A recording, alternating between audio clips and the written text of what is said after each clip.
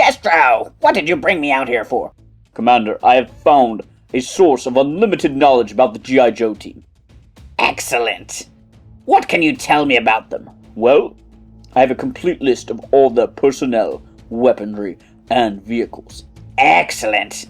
Let's start studying this new source of information and planning our next assault. There's only one problem. Yes? It's really heavy.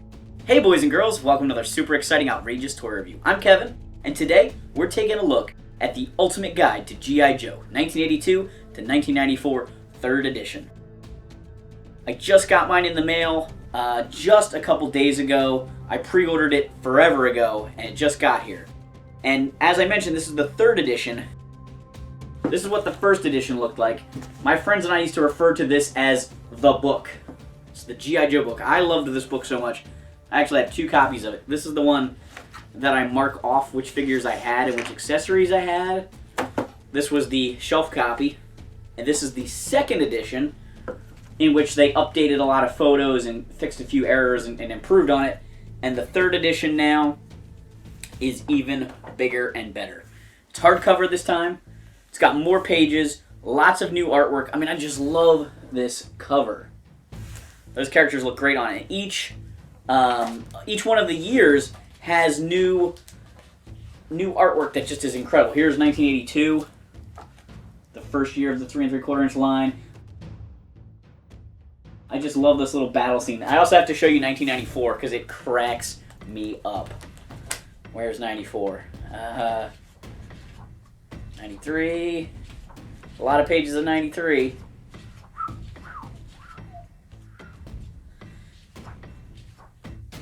Where's it at? Gotta get through Street Fighter. 94.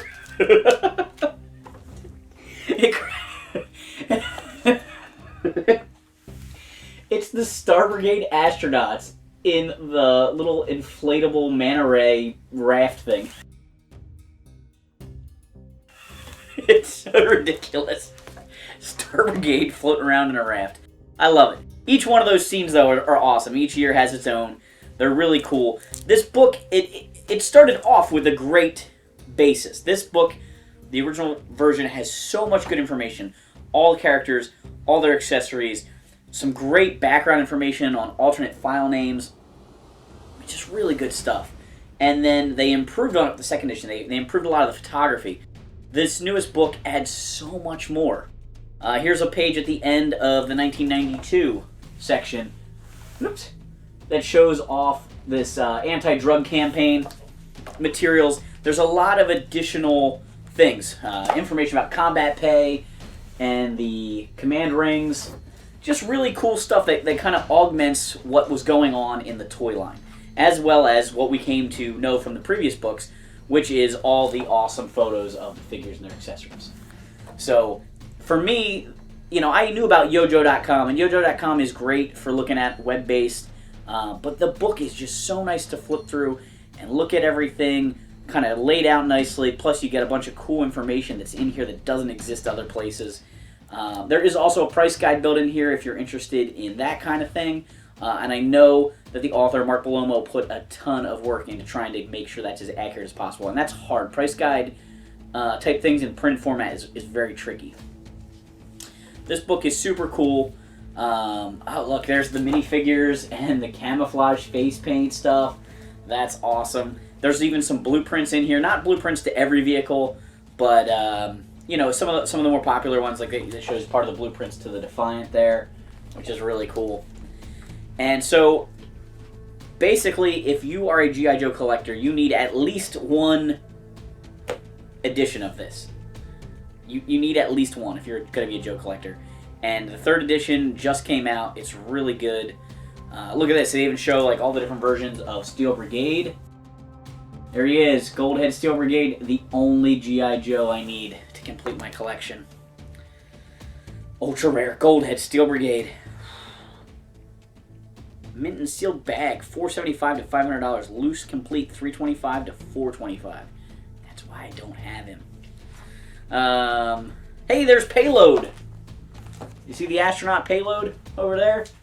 He's on my shirt. Awesome. 1987. 86 is my favorite year of G.I. Joe. 87 is like my second favorite year. I'm a little biased based on when I got into the line, but 86 is so good. Tomahawk, Sergeant Slaughter, Beachhead, Terradrome. Ugh, good stuff. So this book, you know, I can't say enough good things about it. If you really want to deep dive into G.I. Joe and you want to be able to, you know, mix and match your parts, you know, you got a collection, you're trying to figure out how to put it all back together, it's been in your attic for 20 years, you haven't thought about it, the book is a great resource. If you want to learn more about the characters, again, great resource. There's so much cool stuff here. Lift Ticket was a fairly popular G.I. Joe character. He came with the enormously collectible Tomahawk helicopter. His action figure came equipped with one of the rarer G.I. Joe accessories, a small black microphone. As a character, Lift Ticket was one of the guys who joined the army to get out of his hometown.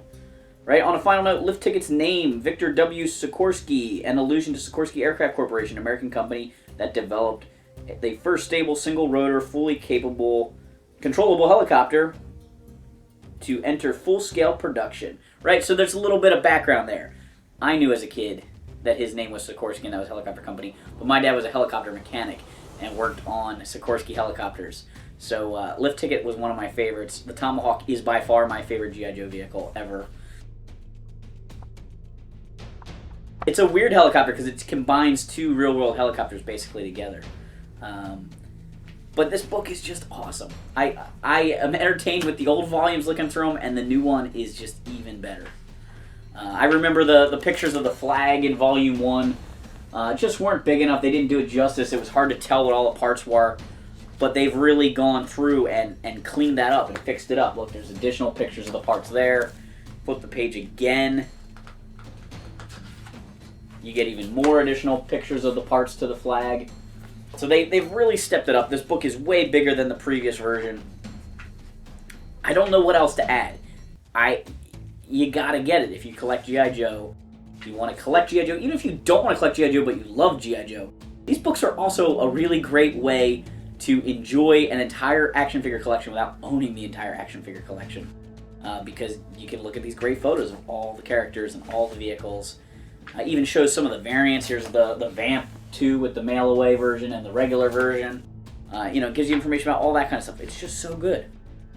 They even added these little mail-away exclusive tabs to kind of clue you in which things were mail-away. It's just really well put together. I feel like I'm repeating myself at this point. Gushing a little bit. The Rattler versus the Skyhawk. This seems a little bit unfair. Recondo is just out here with his jungle hat flapping in the breeze. So anyway, that is my basic review. It's a quick review, I know. Go out and get this book if you are into G.I. Joe. It's great.